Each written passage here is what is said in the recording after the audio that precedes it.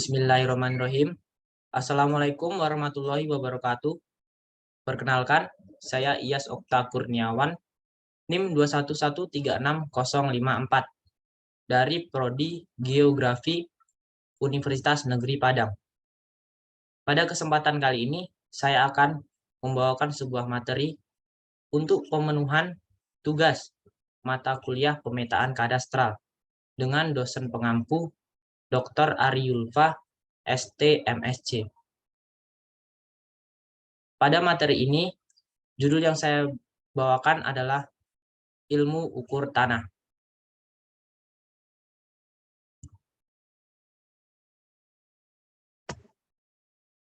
A. Pengukuran tanah. Pengukuran didefinisikan sebagai seni penentuan posisi relatif pada di atas atau di bawah permukaan bumi, berkenaan dengan pengukuran jarak-jarak, sudut-sudut, arah-arah baik vertikal maupun horizontal.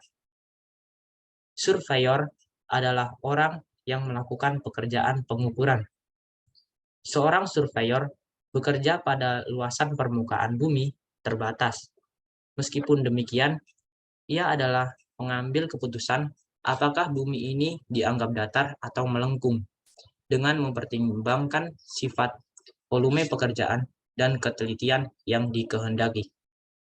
Tujuan pengukuran adalah menghasilkan ukuran-ukuran dan kontur permukaan tanah, misalnya untuk persiapan gambar rencana atau peta, menarik garis batas tanah, mengukur luasan dan volume tanah, dan memilih tempat yang cocok untuk suatu proyek rekayasa. B. Instrumen survei di masa lalu. Sejarah perkembangan survei pengukuran tidak terbatas dari ilmu-ilmu astronomi, astrologi, dan matematika.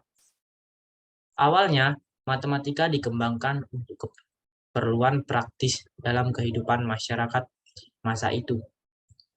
Orang-orang Mesir, Yunani, dan Romawi menggunakan prinsip-prinsip pengukuran dan matematika untuk pematokan batas-batas kepemilikan tanah, penempatan bangunan-bangunan publik, pengukuran dan penghitungan luas tanah. Hubungan yang erat antara matematika dan ukur tanah nampak pada istilah-istilah matematika, yaitu geometri, yang menurut bahasa Latin berarti pengukuran bumi. Istilah lain yang terkait adalah geometronik, yang digunakan pada pengukuran dan pemetaan. B. Surveyor-surveyor Roma disebut juga gromatici karena menggunakan groma dalam pengukurannya. Tujuan utama pengukuran saat itu adalah untuk membuat sudut dua garis satu dengan lainnya di permukaan tanah. Korobates adalah nama yang diberikan kepada instrumen sibat datar, terbuat dari kayu panjang 20 feet, di tengahnya diberi lubang sedalam 1 in dan sepanjang 5 feet. Berikut merupakan gambar dari alat yang bernama grok.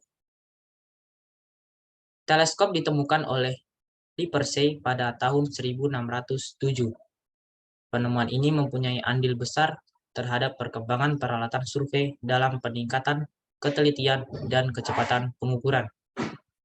Pada tahun 1631, Pierre Vier, yaitu orang Prancis, mempublikasikan penemuan instrumen yang dinamakan Vernier, yang sekarang digunakan sebagai alat pembagian skala yang akurat. Sebelum teleskop digunakan untuk pengukuran sudut, orang banyak menggunakan pepsite sebagai garis bidik yang banyak digunakan pada survei tambang dan survei tanah. Instrumen tersebut dinamakan Circumventor. Circumventor berikut merupakan gambar dari alat tersebut. Kemudian pada tahun 1830, dua orang Amerika yang bernama Draper dan Young merancang instrumen pengukuran sudut yang dapat diputar pada sumbunya tanpa harus melepaskannya. Instrumen ini sekarang dinamakan transit. Transit sebenarnya suatu istilah untuk teodolit yang teleskopnya dapat diputar 180 derajat terhadap sumbu horizontalnya, sehingga posisinya menjadi berlawanan. Klasifikasi survei. Secara garis besar, survei dibedakan jadi 5, yaitu survei yang diinginkan, kedua metode penentuan posisi, ketiga instrumen yang digunakan, 4 tujuan survei, dan 5 tempat pengukuran. Yang satu, survei atas dasar akurasi. Ada 2 survei, yaitu survei planimetris dan survei geodetis. Survei planimetris adalah survei yang berasumsi bahwa permukaan bumi mendatar atau tidak melengkung. Kenyataannya, permukaan bumi melengkung. Survei ini berpendapat bahwa garis level dianggap sebagai garis lurus. Oleh sebab itu, garis unting-unting di suatu titik dianggap paralel dengan titik lainnya. Sudut yang dibentuk oleh kedua garis semacam itu merupakan sudut pada bidang datar, bukan sudut pada bidang bola. Meridiannya melalui dua garis berupa garis paralel. Kemudian survei geodetis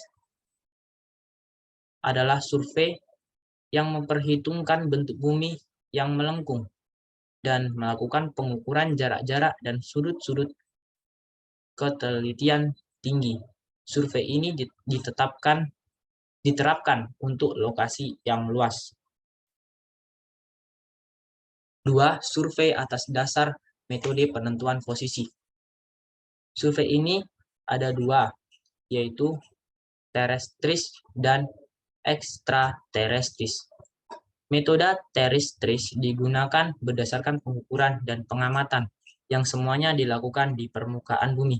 Sedangkan metode ekstraterestris dilakukan berdasarkan pengukuran dan pengamatan dilakukan ke objek atau benda angkasa, baik yang alamiah, yaitu bulan, bintang, dan kuasar, maupun yang buatan, yaitu satelit. 3. Survei atas dasar instrumen. Survei yang pertama A, yaitu survei chain. Survei ini dilakukan pada luasan yang sempit terbuka, dan pekerjaan lapangannya hanya dilakukan dengan pengukuran linear. Survei ini direkomendasikan untuk perencanaan pembangunan gedung, jalan irigasi, dan saluran limbah. B. Survei transverse. Istilah transfer digunakan untuk pengukuran yang melibatkan pengukuran jarak-jarak dengan meteran atau chain, arah-arah dan sudut-sudut dengan kompas atau teodolit. Survei ini cocok untuk proyek-proyek besar seperti pembangunan waduk atau dam.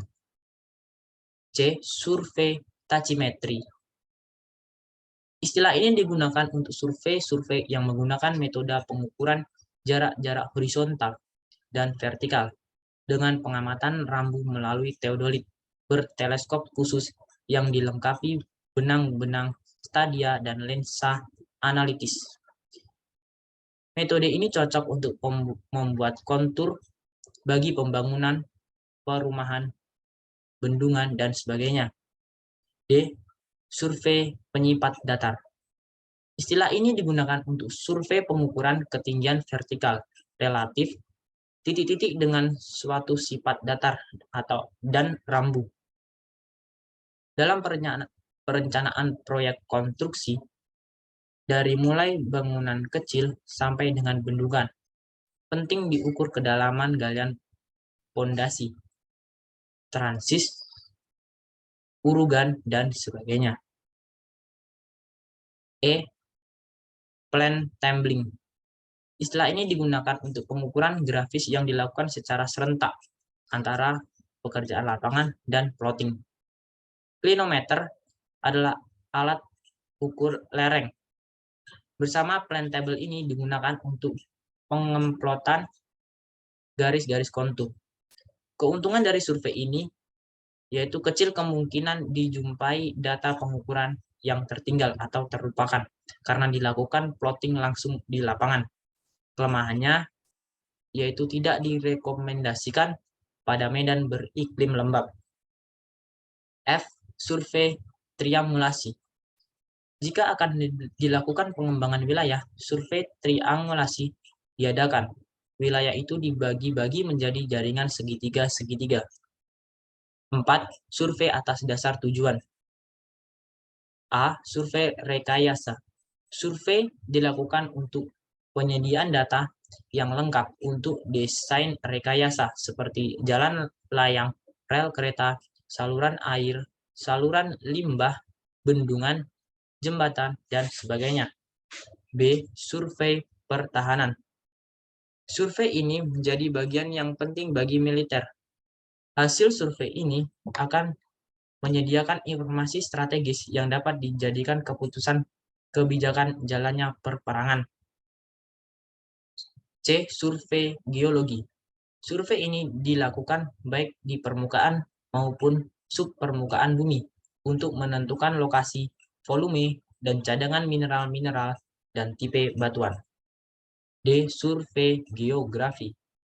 Survei ini dilakukan untuk penyediaan data dalam rangka pembuatan peta-peta geografi. E. Survei tambang. Survei ini terdiri atas survei topografi terhadap kepemilikan tambang dan pembuatan peta-peta permukaan. Pembuatan peta-peta bawah tanah untuk mendelineasi secara menyeluruh pekerjaan dan konstruksi rencana. F. Survei arkeologi. Survei ini dilakukan untuk pengungkapan relik-relik, barang peninggalan antik, peradaban, kerajaan, kota, kampung, benteng, candi, dan sebagainya yang terkubur akibat gempa bumi, longsor, atau bencana lainnya. Dan semuanya itu dilokalisir, ditandai, dan diidentifikasi. Kemudian survei road. Survei ini dilakukan untuk menempatkan atau mengeset garis-garis di permukaan tanah untuk keperluan jalan raya, rel kereta, dan untuk pengambilan data. 5.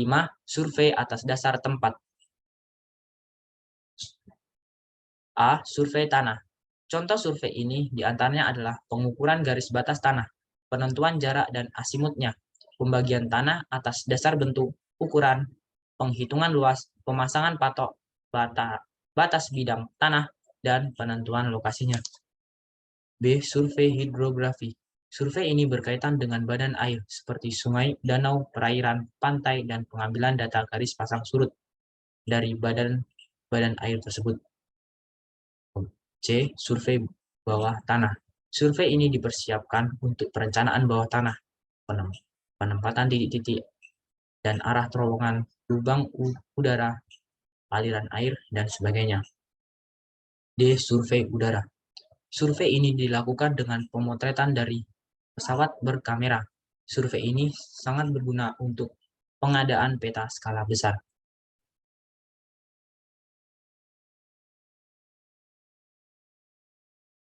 Kemudian kompetensi surveyor. Kompetensi surveyor adalah kemampuan minimal surveyor yang wajib dimilikinya agar dapat bekerja dengan baik dan profesional, meliputi pengetahuan akademik, keterampilan teknis, dan karakternya.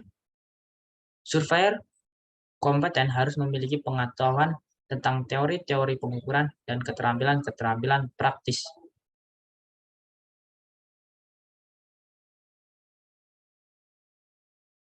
Pada pengukuran planimetris banyak digunakan geometri, aljabar, dan trigonometri.